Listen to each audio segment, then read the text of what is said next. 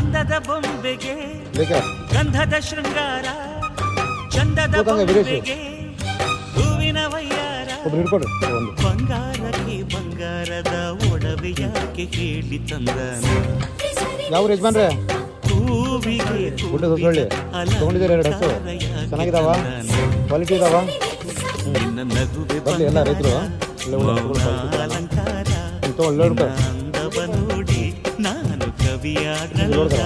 ಅಂದಕ್ಕೆ ಅಂದ ತಂದ ತಂದಾನ ಅಂದದ ಬೊಂಬೆಗೆ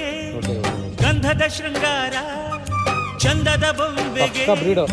ಹೂವಿನ ವಯ್ಯಾರ ಚೆನ್ನಾಗಿದ್ರೆ ಫೋನ್ ಮಾಡಿ ನಿಮಗೆ ಬ್ರೀಡ್ ಹೆಂಗಿದೆ